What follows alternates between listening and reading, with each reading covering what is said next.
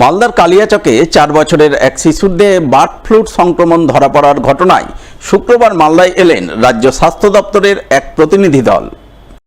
3 সদস্যের প্রতিনিধি দলে ছিলেন বিশ্ব স্বাস্থ্য সংস্থা অর্থাৎ হুইয়ের এক প্রতিনিধিও। তারা মালদায় পৌঁছে সোজা কালিয়াচকে যান। কালিয়াচকের শিলামপুর গ্রামীণ হাসপাতালে আধিকারিকদের সঙ্গে কথা বলেন, বার্ড ফ্লু সংক্রান্ত নানান বিষয়ে খোঁজখবর নেন বলে জানা গেছে।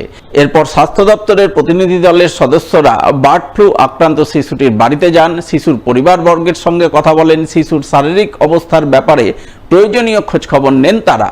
এরপর প্রতিনিধি দলের এক স্বাস্থ্য আধিকারিক সংবাদ মাধ্যমের মুখোমুখি হয়ে বলেন, নতুন করে কারো দেহে বার্ড ফ্লুর সংক্রমণ ধরা পড়েনি, তাই আতঙ্কের কোনো কারণ নেই। প্রয়োজনীয় সমস্ত ধরনের পদক্ষেপ নেওয়া হয়েছে, তারা যথাযথ নজরদারি চালাচ্ছেন। আমি বিএমওইচের সঙ্গে সার্ভিলেন্স নিয়ে কথা বলতে এসেছি। না, আর কারো পাওয়া যায়নি। এটা নিয়ে প্যানিকের কোনো কারণ নেই এবং এটা নিয়ে আর কি পদক্ষেপ নেওয়া সেটা তো নেওয়া হয়েইছে।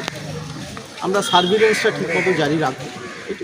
আজকে বলছে ওরা কি মেশিনে বাচ্চাটা থাকছে না। হ্যাঁ থাকছে, 2 ঘন্টা মানে কি খোলা রাখছে, ওই মেশিনে বেশিরভাগ থাকছে, কিনা মেশিনে থাকতে পারবে না ওটাই বললো। তো সে না কিছু আর বলেনি।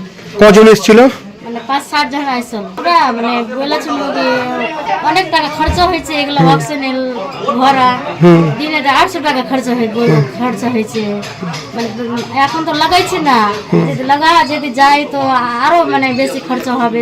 একটা অক্সিজেন 4 ঘন্টা গেছে, শেষ হয়ে গেছে। কোনো ব্যবস্থা করার কিছু বলেনি? এখন কোনো ব্যবস্থা করার কিছু বলেনি। এটাই বলেছে কি আমরা যে কিছু সাহায্য করবো, বলবো, আসবে তো বলবো, আমরা যেতে পারবো করবো।